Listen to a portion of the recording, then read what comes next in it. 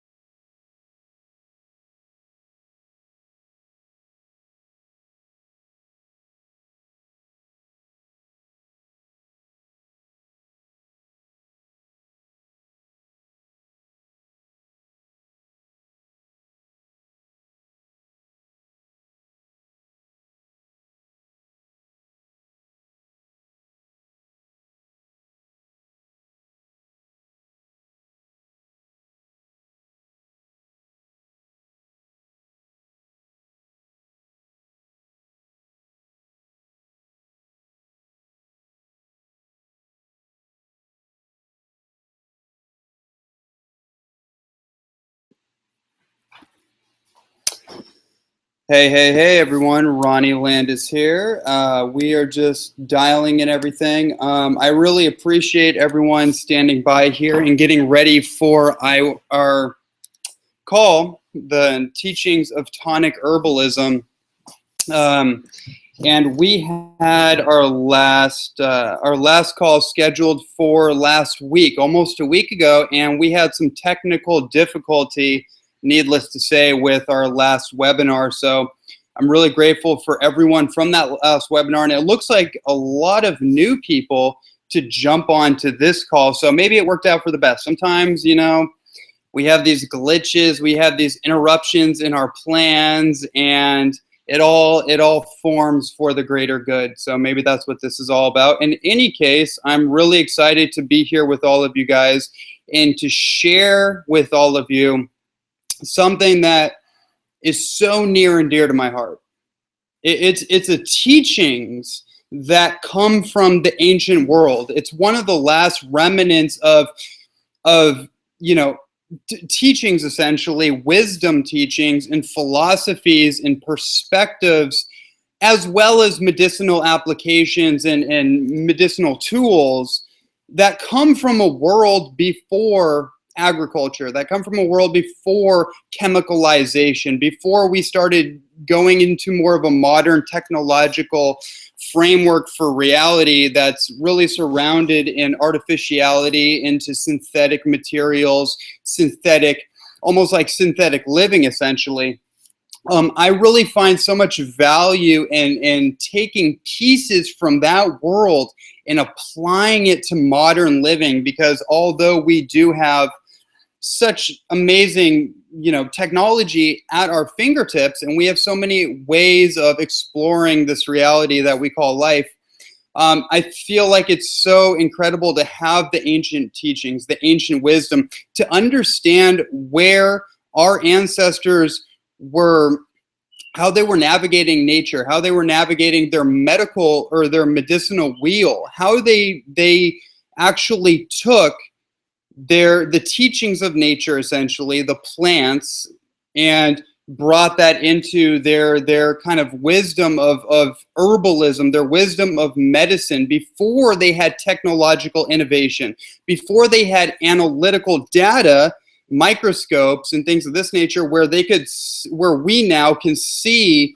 the data. We can see the compounds, the phytonutrients, all the things that make up a plant, and we deem that to be healthy. But the ancient alchemists and the ancient herbalists, they didn't have that, did they? They had to actually navigate their surroundings and their environment and use innocent perception. And they had to intuit a lot of this information. And what I find so amazing about the teachings of herbalism, which we're going to get into, obviously, is that they were literally able to intuit what these plants did and how they could affect not just the physical aspect of the body, not just the physiology that we in the Western kind of mindset we focus so much on, which is really important, has a lot of value, obviously, but what the ancient herbalists, especially the Taoist Chinese herbalists, were able to do is that they were to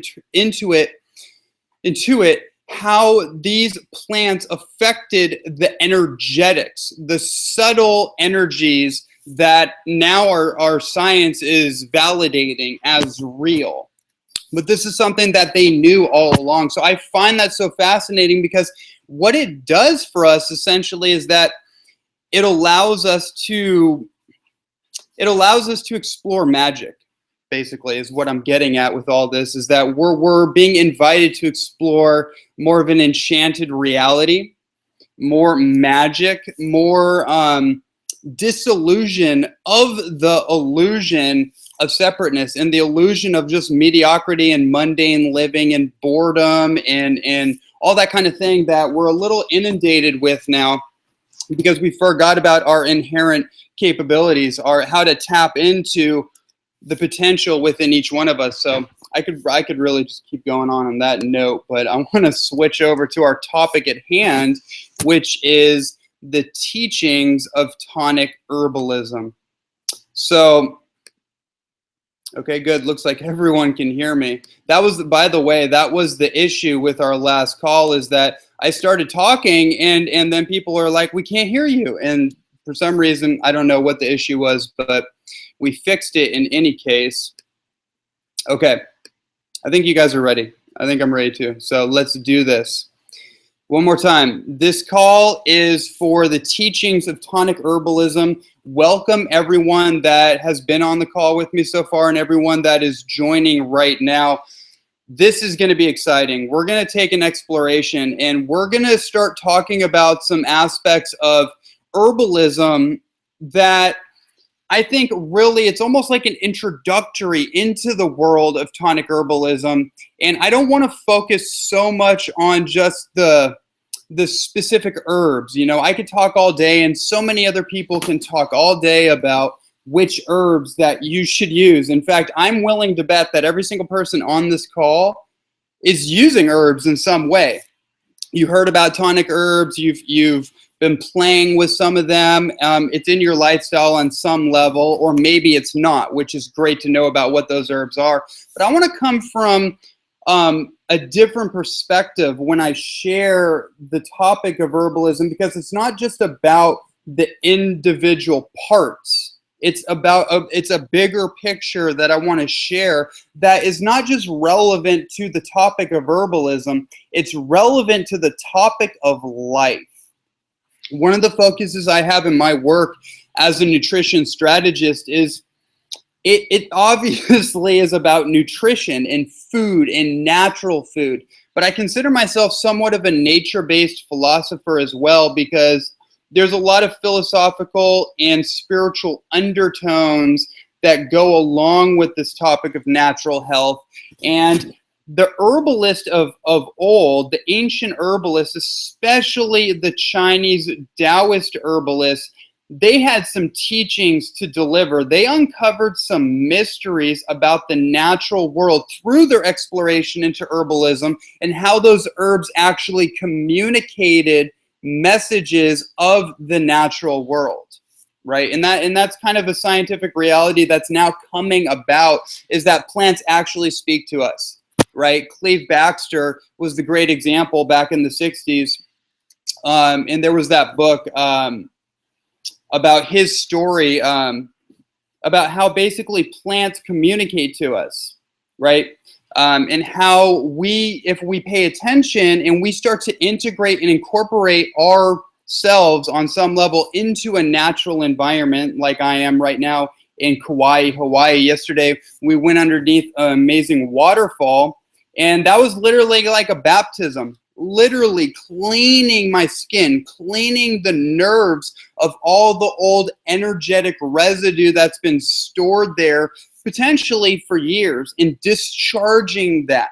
And so what I'm getting at by even bringing any of this up is that this is what the ancient herbalists were onto, is having profound insights delivered by nature. And the way that we do that is returning to what nature produces for us, which is food, which is natural food, and then going to more wild and heirloom types of foods like tonic herbs. So I'm going to end that on that note, and we're going to dive right into this. So what I want to start with on this call is understanding where herbalism comes from in terms of the three major herbal classes, or I should say, better yet, I should say the systems, the top three herbal systems in my estimation, in my personal application, how I've incorporated these tonic herbs. It's come from three main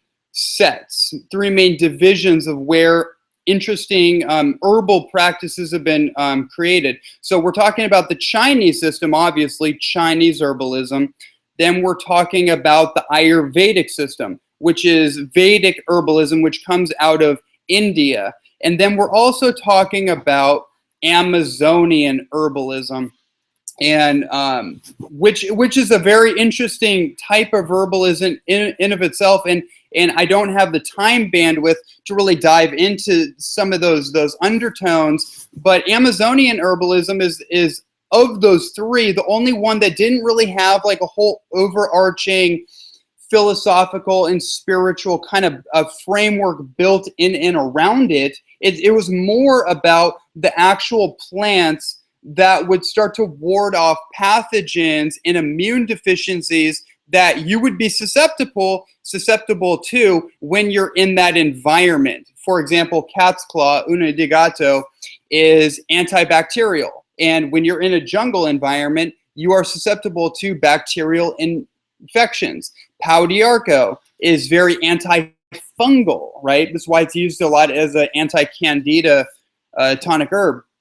But you're very susceptible to potential fungal infections in that environment. So that's a very interesting thing there. When we talk about Vedic herbalism, there's a whole mythology and a whole spiritual,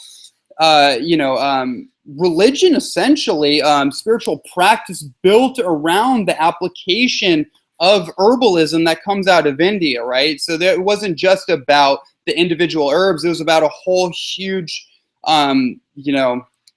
almost like mythological exploration in practice, spiritual practice, obviously with yoga, but it extends much, much further on than just that. And then we get into Chinese herbalism. And Chinese herbalism is what we're going to focus on now, because that's what spoke to me most, was the teachings of Chinese Taoist herbalism. That's what we're going to get into right now. Let's do it.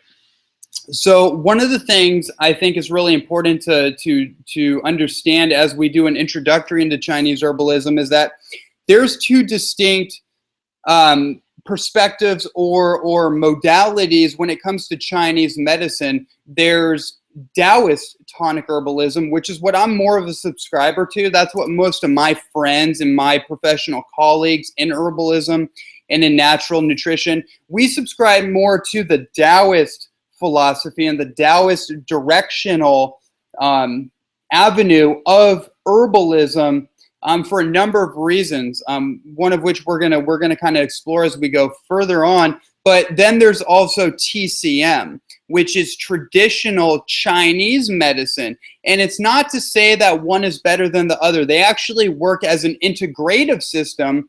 But what TCM is really focused on is more of the diagnostics of health, essentially. It's like the Eastern equivalent to Western allopathic medicine, except it's much more holistic in its approach, in its understanding, even though it does derive certain modalities from Western medicine, like chemotherapy, for example. But instead of doing just chemotherapy as basically a nuke, like we do antibiotics, we just drop the antibiotic into somebody's body without really taking the time to consider that the antibiotic is a non-denominational, non-discriminatory bacterial object, right? It's like a nuke, essentially. So it just wipes out everything, indivisible of whether it's good or bad or whatever. And that's what chemotherapy essentially is.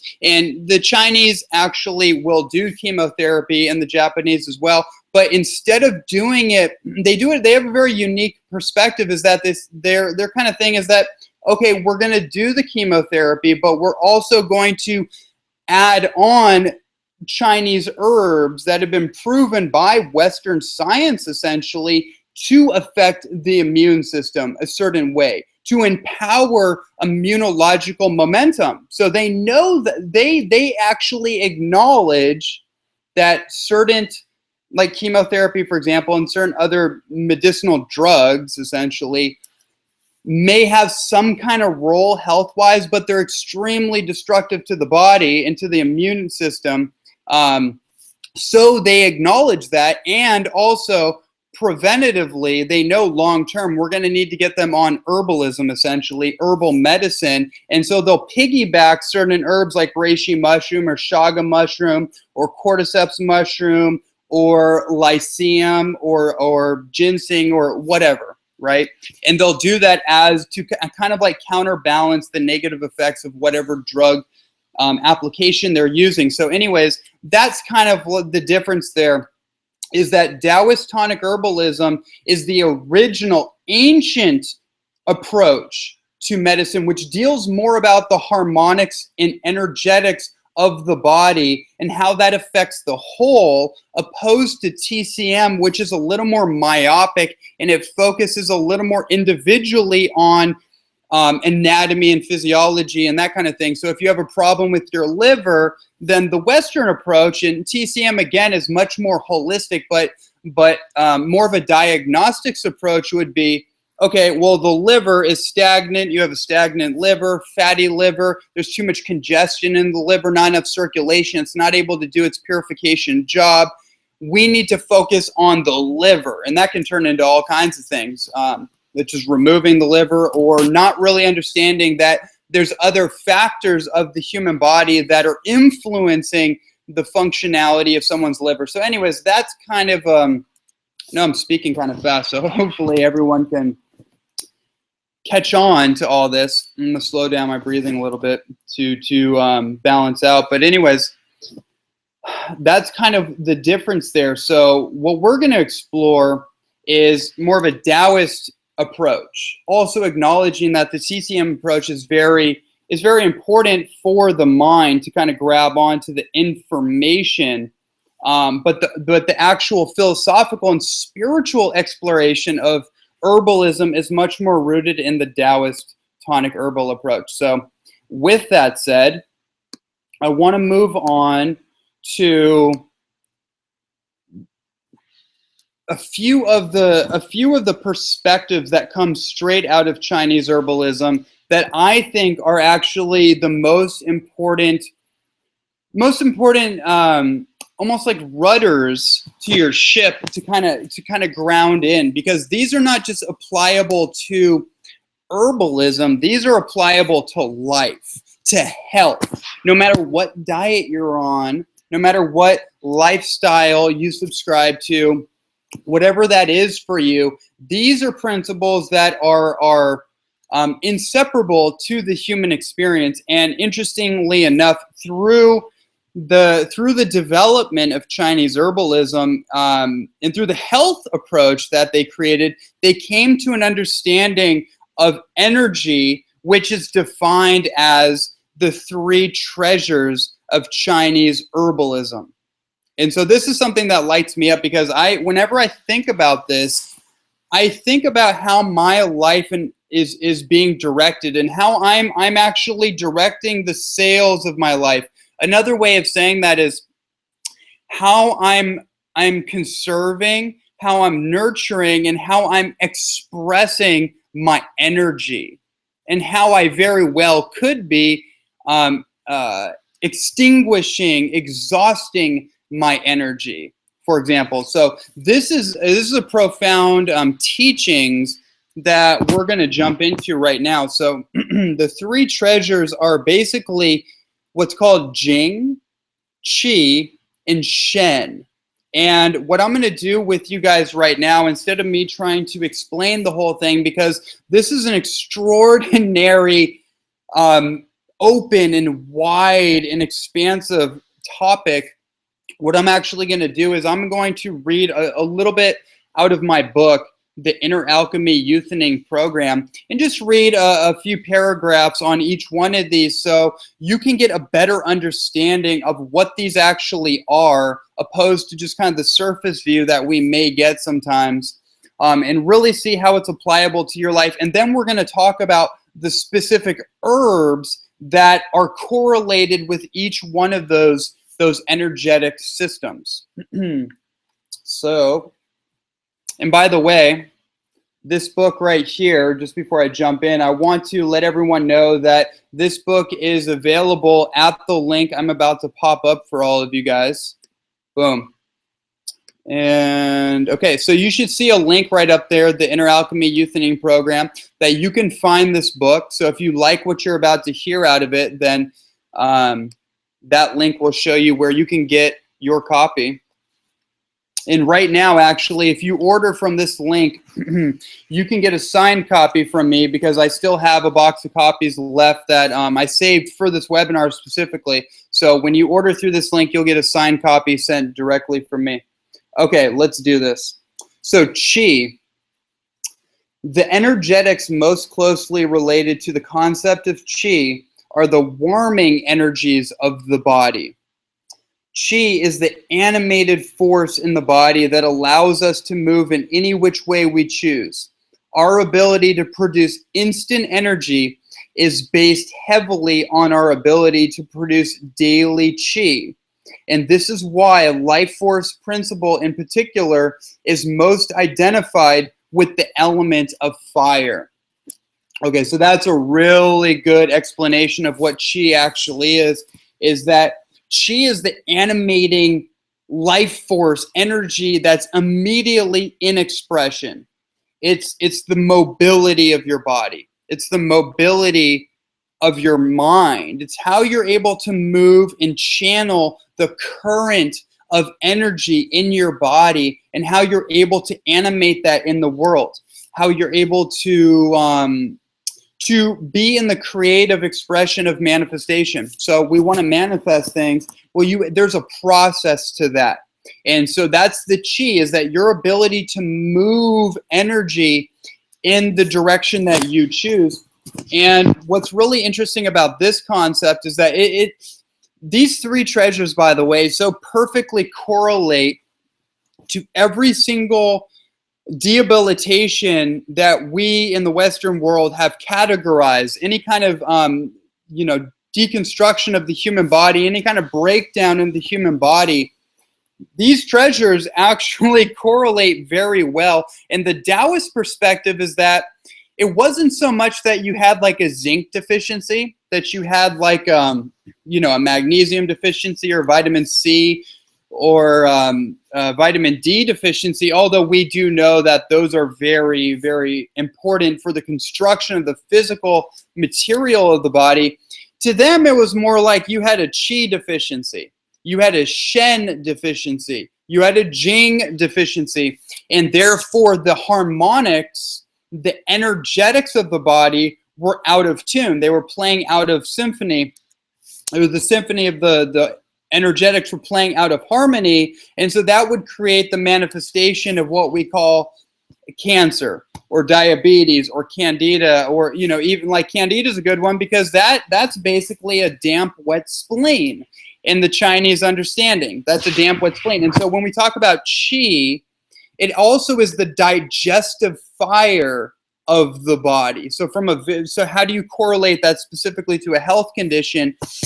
A digestive issue where you have stagnation, you have a moist, damp, rainforest-like environment in your digestive environment, your inner ecosystem.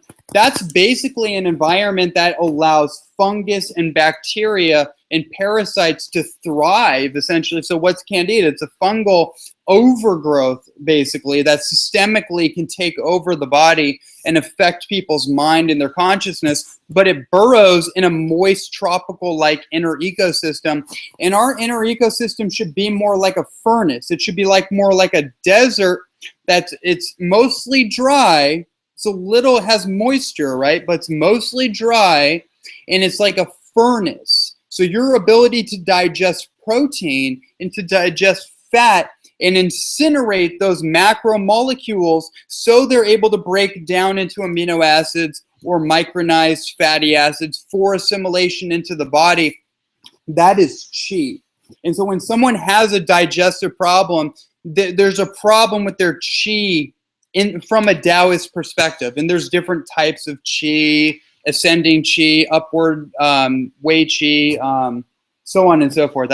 I'm not going to go into all that. That's very a little deeper into this topic than I feel appropriate to go into right now. But understand that that's essentially a qi issue.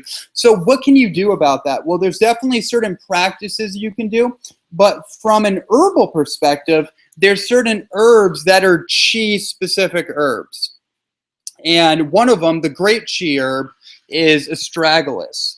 Astragalus is a tremendously powerful tonic herb for so many reasons. I kind of like, I have an affinity for astragalus for a number of reasons, but I don't want to go too far into that because I'm going to go off on a tangent. I want to somehow stay on track here.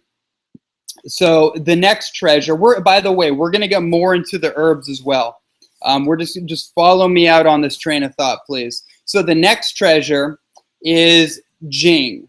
And Jing is probably the most documentable, the most detailed of the three treasures, because it's literally the primordial life force of the human body.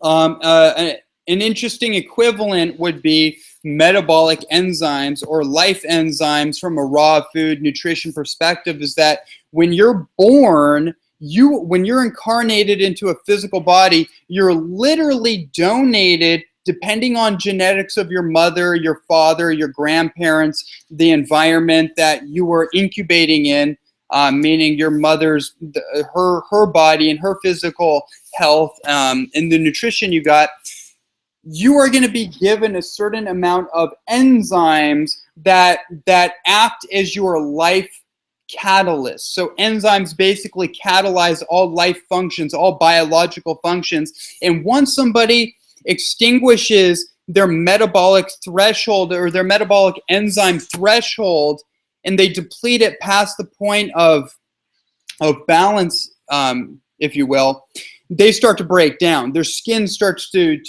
deteriorate. They can't reproduce healing factors in their body. They're not able to heal scar tissue. Their hair quality is depleting. That twinkle in their eye is depleting. Everything is starting to break down.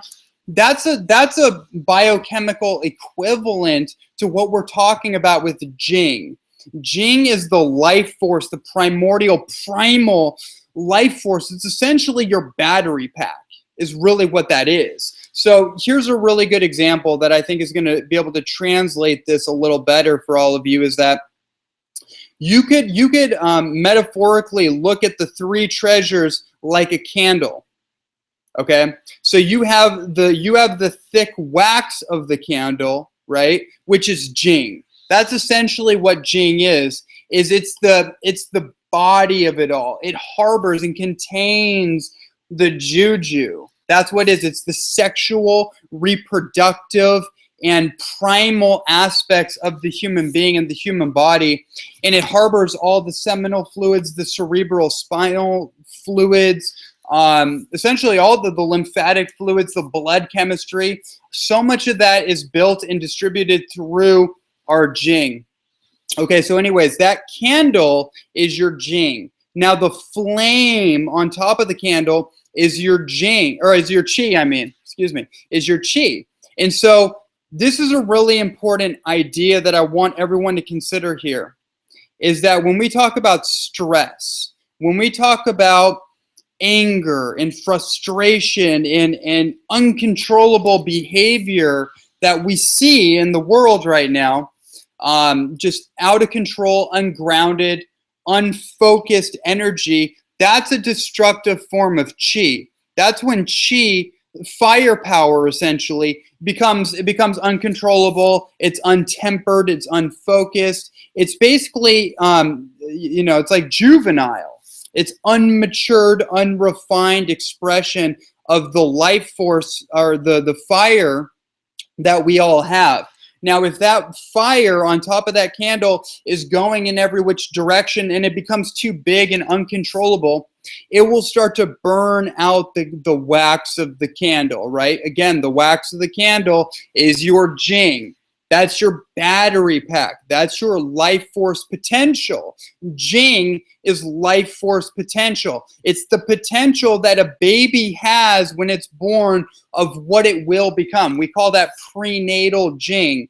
That's the potential that your mother genetically imparts upon you, and you can take that in, right? That's what you're given at birth. But as you go through the process of the life cycle, you have the potential to cultivate your Jing, right? To cultivate that life force inside of you for the manifestation of everything that you authentically want to bring into the world.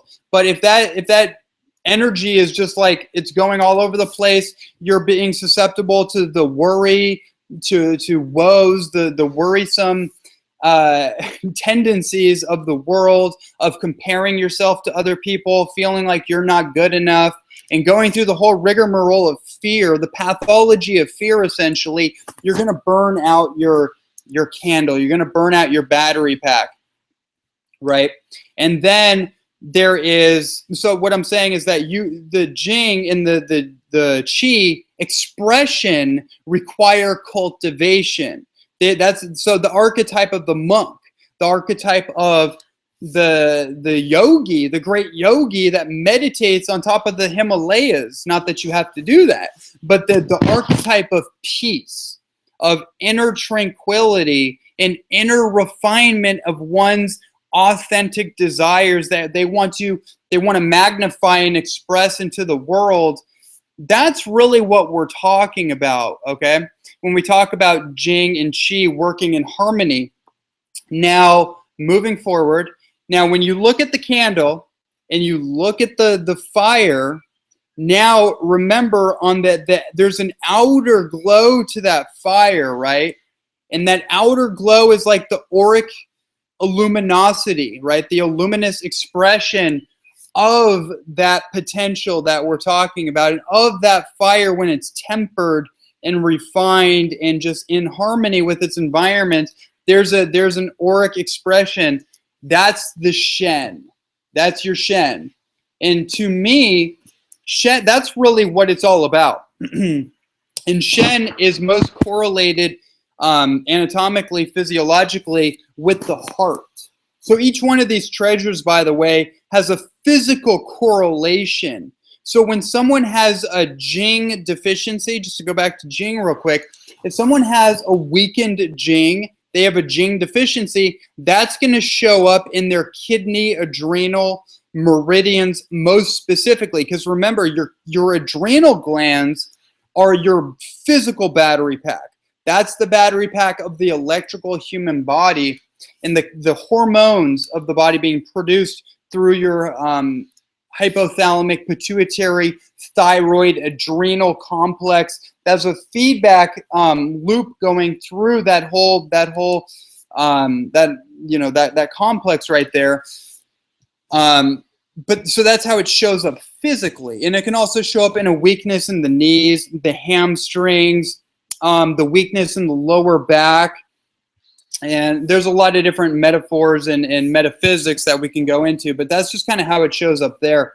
Now, Shen is spirit. Shen is the refinement of the human experience, the human expression, essentially. So, for example, when we see people in the world, each one of us has been caught like with an awe. When we see somebody, someone will come across our radar that we see their eyes, and they have a glow.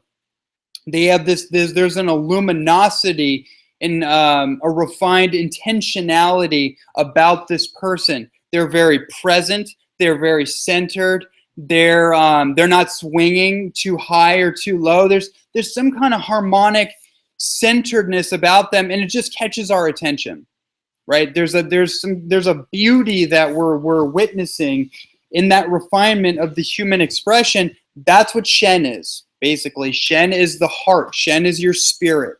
It's how you manifest things in the world. It's how you basically manifest authenticity in the world. Is through Shen. And I've had so many conversations with some of my herbal colleagues and some of my mentors in the field of herbalism.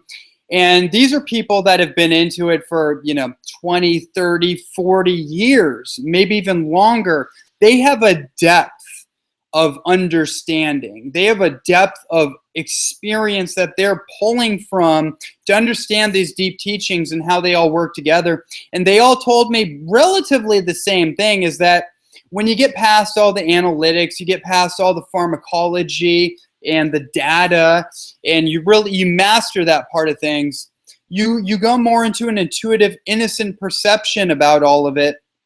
And it all becomes about, how do we express greater levels of Shen? So, for example, my friend Dr. George Lamoureux, which is a doctor in Oriental medicine and a master Taoist tonic herbalist, he owns the company Jing Herbs. And by the way, you can all find amazing Chinese herbs at my website that's associated with Jing Herbs, which is lifefoodherbs.com. We'll talk a little more about that later.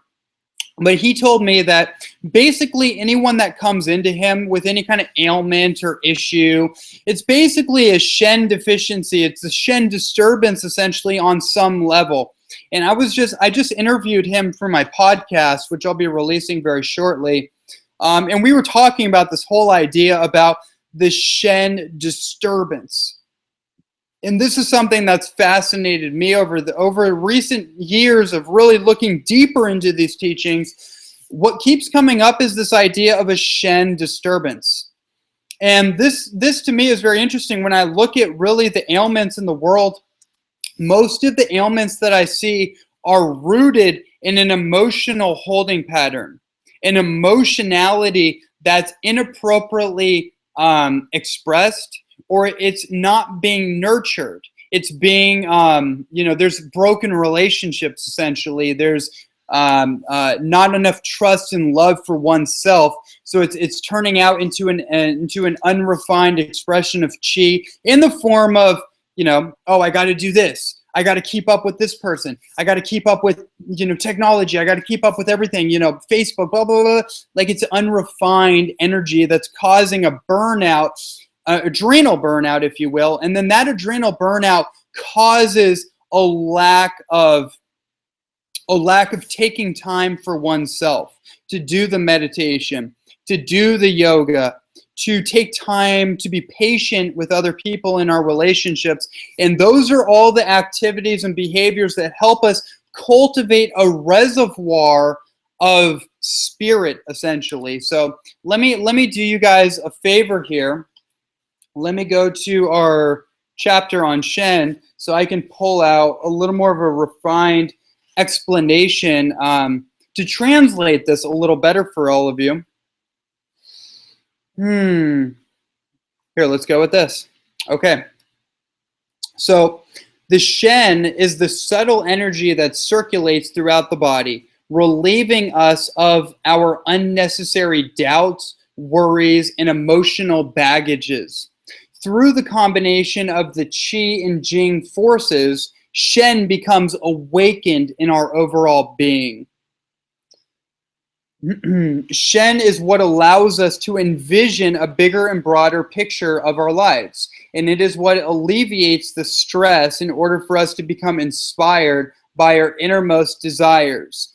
This may appear on the surface to be more esoteric in nature, but this life force principle is related to the idea of positive thoughts breeding positive results. So essentially, the power of positive thinking in practical action. Okay.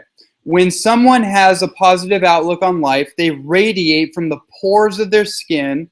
They may even give off a glow. When you see someone who has clear white eyes, attentive focus, and clear communication, that means they have an abundance of Shen energy. So that to me is a perfect explanation and translation of what I've been trying to translate this whole time, of what the refined beauty that's inside of each of us is. Now let's talk about Shen disturbances real quick here, and what that means, how to translate that idea for all of you. Okay. The depletion of Shen in our lives can be correlated with the amount of negativity that we allow in our space, in our field. Shen is extremely powerful in the sense that if we use up excessive Qi and even Jing energy, but have a positive attitude, it can help make up for these other factors for a certain duration. The other two treasures are there to be utilized as investments into the cultivation of our Shen energy. When we have strong Qi force, we can go out into the world with willpower and make things happen, right? If it's to be, it's up to me. That kind of idea. When our Jing is strong, we have great reservoirs in which to draw on when needed. Again, Jing is it's the reservoir of primordial life force that we have. It's our bank account that we can draw from when needed. These two factors combined create the building blocks for our Shen essence, translating into our purpose on the planet. Boom, there you go. I think that's the best way that I could possibly put it. And again, that's in my book, The Inner Alchemy Youthening Program, which you guys should see a link for. If you're live on the call, that is. If you're not live on this call, if you're watching a recording at this time, just go to Amazon.com, The Inner Alchemy Youthening Program. So there you go. I think that's really helpful just to understand those philosophical outlines, because when we're navigating our life, we have to understand how we're nurturing, nourishing, and cultivating our life force. Because that's one thing that you can't really get back, just like time. There's no such thing as time management. There's only energy conservation and how you use the allotted time that you have right now. That's all you get. So it's really important for us in the maturation of our evolution, in our health evolution and journey, that we take heed of these teachings and we approach more of a refined expression of these treasures. And that's why they call it the three treasures, because these are literally the treasures of the human experience. There you go. That's it. Okay, so there are two more things I want to get into with you guys, and for the sake of time, and also I assume that people are going to have some questions here, I'm going to just do my best to just give you a broad view of this concept is yin and yang, right? The energy of yin and the energy of yang. Now, we all kind of grew up with like a surface level pseudo-Eastern philosophy when it comes to like kung fu movies. It comes to some of the depictions and the artifacts and the artwork that comes from the Eastern world. And so we get like kind of like we get a glimpse into that world. But when we think of yin and yang, there's the yin yang symbol, right? And everyone thinks that that symbol means balance. And I guess it does, right? That's what yin yang metaphorically represents on a surface level. The duality of the cosmos, the dark and the light, the good and the bad, the male and the female, right? Which is probably more of the water and the fire, the ethereal and the earth, the keeping your head in the sky, dreaming in the sky, but keeping your feet on the ground. Practicality and impracticality working in unison, essentially. But from an herbal perspective, from a medical perspective, an energetic perspective, yin yang does not mean balance. It just basically means dynamic equilibrium. It means harmony, right? And that doesn't mean 50-50, right? 50, that's a whole thing, that's a whole programming and conditioning that we all grew up with, is that we have to always meet at the middle, that it's all 50-50, and that doesn't really make sense to me, but I'll let you kind of explore that further and for yourself. Anyways, okay, what the yin yang actually means is it's more like 80-20. 80% yin to 20% yang. This is very similar to the alkaline acid balance.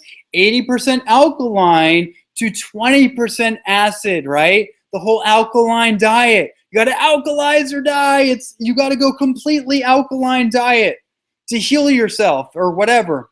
And it's like, okay, and you may need that at a certain point, right? This is when we get really context related. When you look at your own situation or someone that you're working with, you have to know where somebody's at. You have to know where you're at. So if you're in a place of complete acidosis, where your body is just filled up with runaway acids and your digestion is off, your elimination portals are off, then you're breaking down at the seams, you need to go mostly alkaline to heal yourself. That would be a therapeutic approach, and that's a short-term transitionary approach while you're transitioning into balanced health.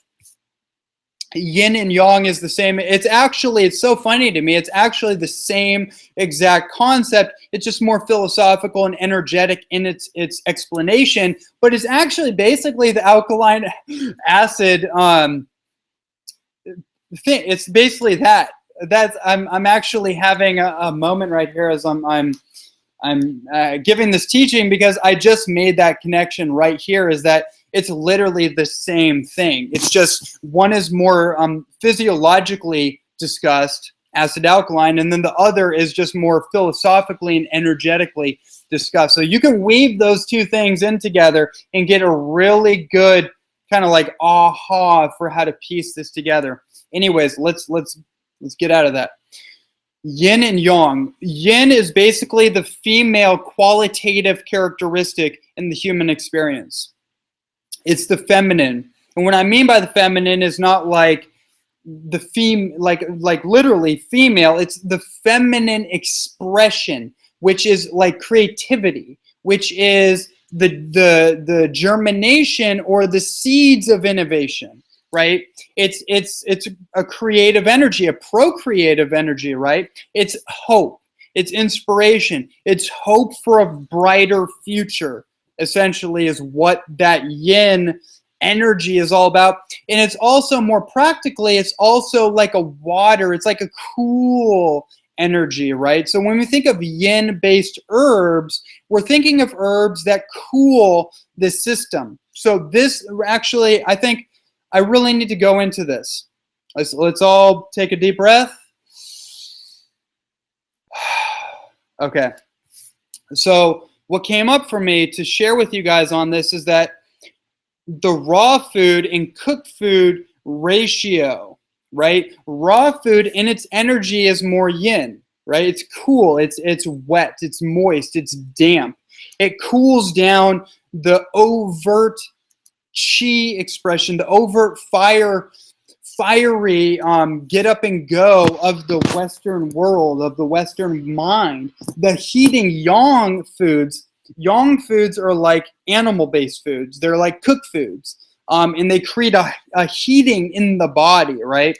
So that's where those two dynamics merge and seek equilibrium, is like 80-20, 70-30, wherever you may be. Some cases it's 100-0, or it's 90-10. If you're like overburdened with the yang-based elements and you're too hot, you're too fiery, you need to put the fire, you need to put the extinguisher on. You need to hose down the fire. And that's where yin-based foods, yin-based exercise, which is like yoga, which is more of a restorative, and I don't mean like necessarily like even hot yoga or like Pilates yoga or like intense like full-on yoga. I mean like restorative yoga, like getting into the breath, getting into your body and just elongating and expanding the elasticity and the pliability of your body and getting into your body in the breath, right? That's a yin activity. Basketball is a yang activity. Weightlifting is a yang activity. Sprinting is a yang activity, and you need to have that balance, right? So anyways, that's just a brief explanation of just kind of the energies of yin and yang and how you can practically orchestrate those energies and facilitate those energies in your life based on a Taoist understanding, but translated into a modern template, a modern application.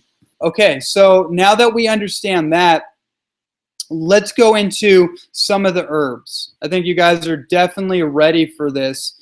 I'm going to discuss, with the time that we have left, I want to discuss the top 5 herbs. In fact, I'm looking at the clock right now, and we don't actually have time to go into detail on these herbs. So what I'm going to do is I'm just going to lay out what these herbs are, and I'm going to encourage you to go to lifefoodherbs.com to get more immediately descriptive information on these herbs and these products that you can order right away and get into your body through Tonic Herbal Alchemy. So the top herbs that I recommend to basically everyone are reishi mushroom, cordyceps mushroom, astragalus, hoshu wu, and schizandra. Now let me just explain the energetics of each one of these so you kind of at least have that reference for them. Reishi mushroom is an all-around herb, but it favors Shen. It favors yin expression and Shen. So this is the premier Shen herb, by the way. When we talk about Shen energy, we talk about amplifying the luminous and spiritual energy for manifesting your authentic desires. We're talking about reishi mushroom as the premier catalyst in the herbal cornucopia for you guys to jump onto.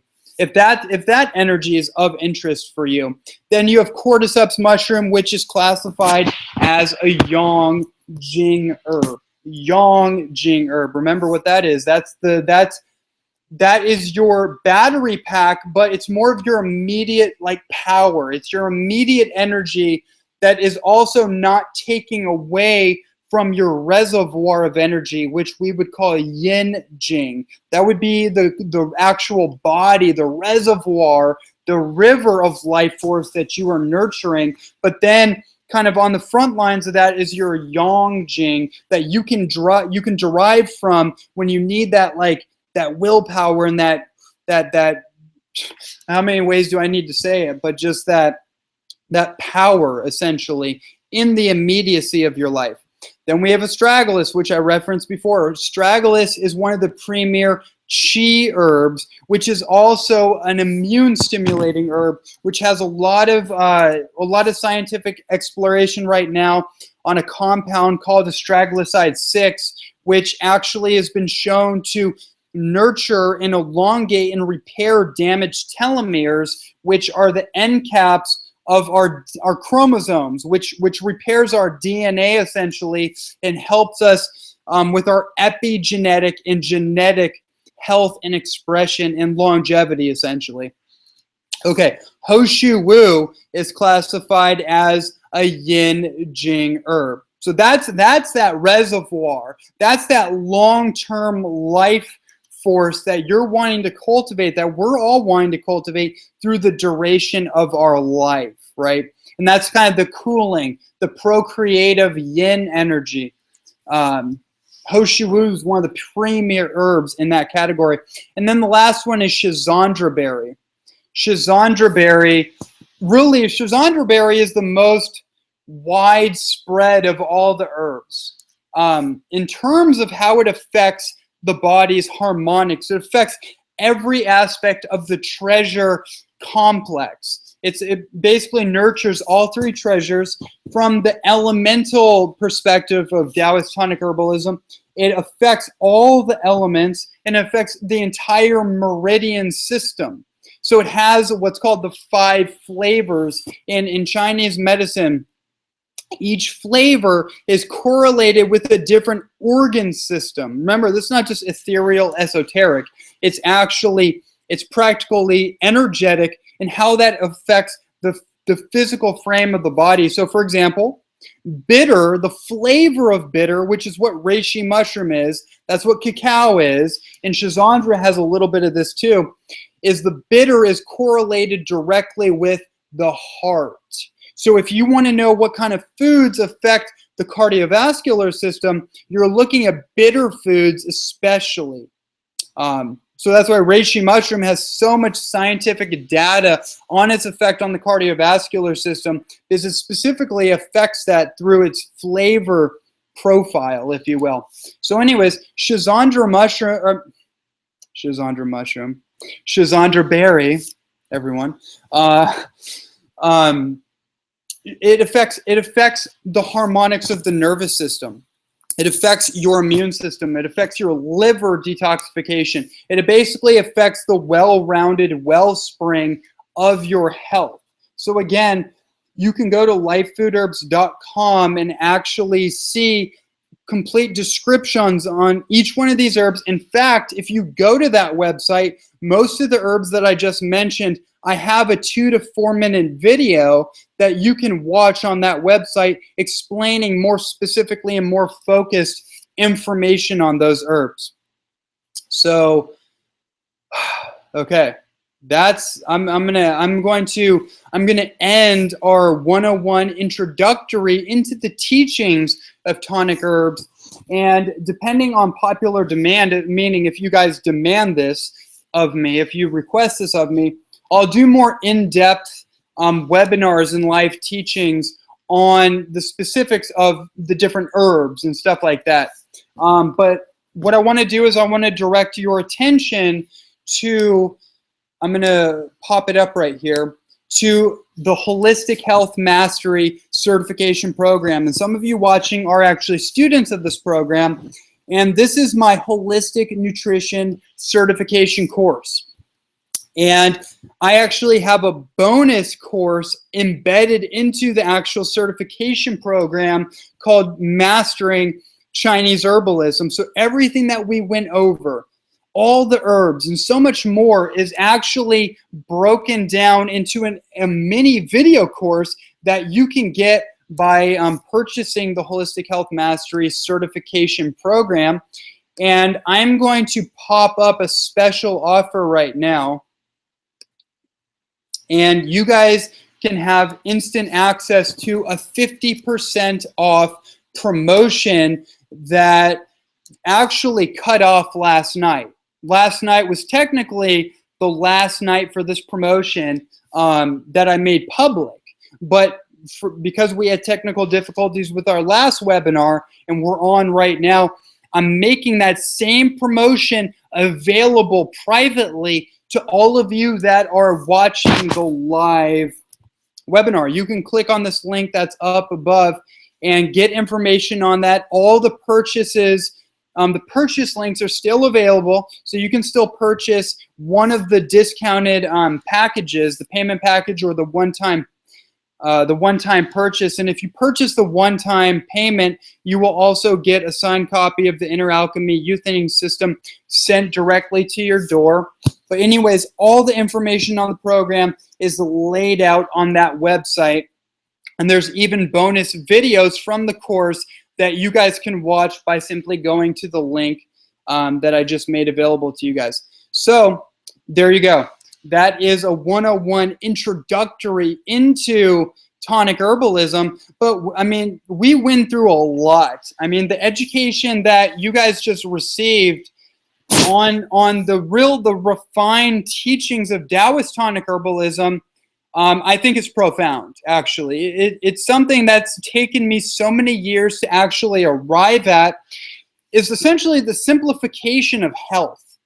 That's what this is. When we think about the three treasures, it's a simplification and an innocent refinement of all health issues and how to create vibrant, vital health through tonic herbalism, of course, but through also understanding how we're utilizing and mobilizing and possibly damaging the energetic expression of our life force energy.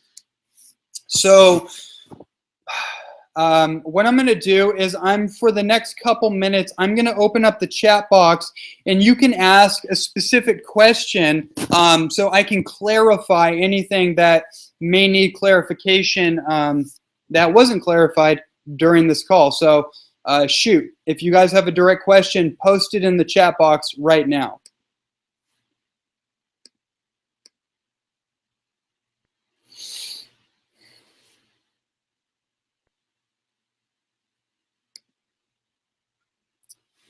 Okay, I'm going to keep it open for another 30 to 60 seconds, assuming that somebody has a direct question. If not, that's totally cool too, and that's why I create all these other resources like my books, like various YouTube videos, and like the Holistic Health Mastery Program, is to give you intimacy with this information and to give you much more in-depth exploration so you can learn how to apply this information into your own life, how to create tonic herbal elixirs. I mean, that's an amazing thing just to play with right there.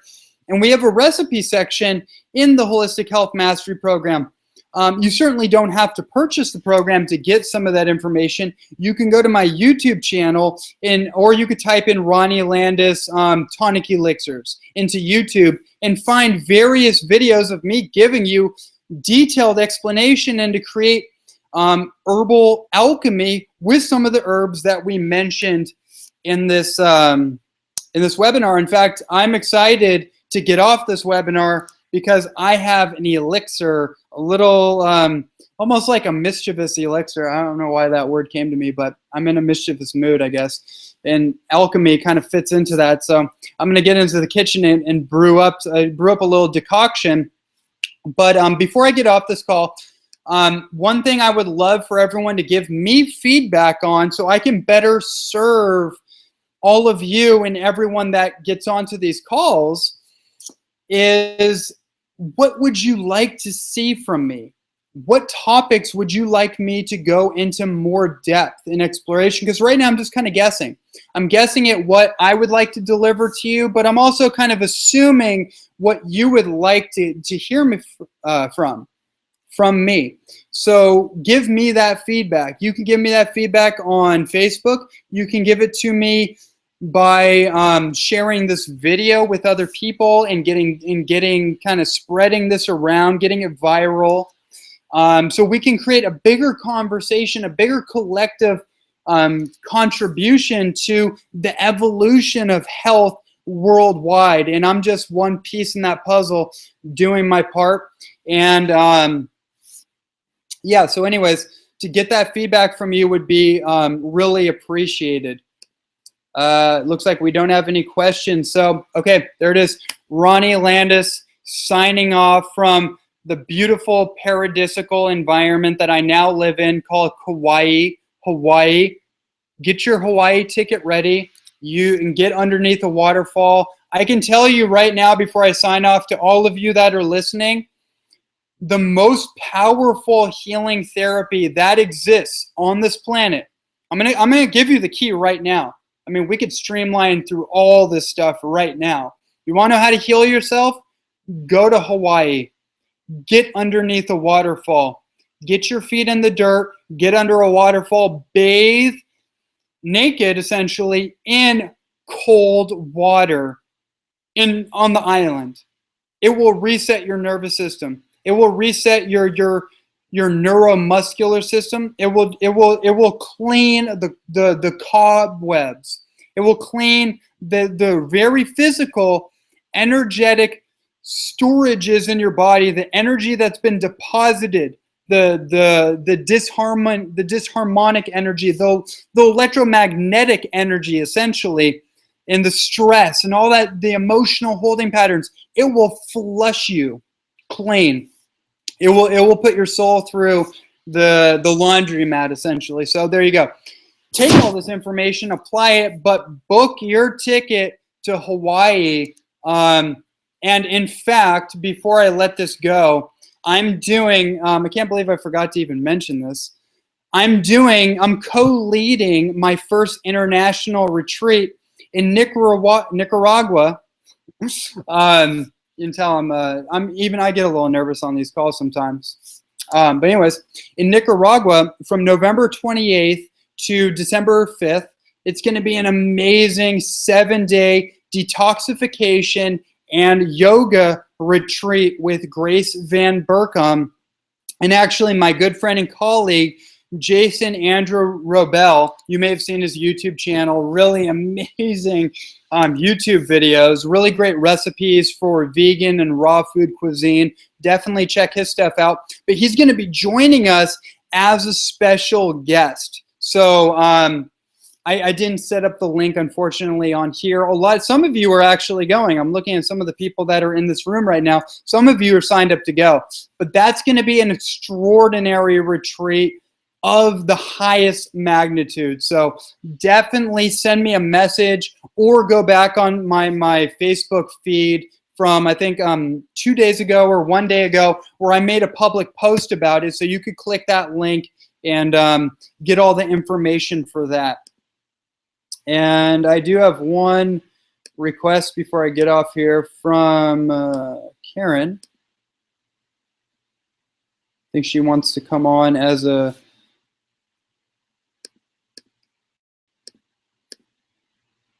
speaker.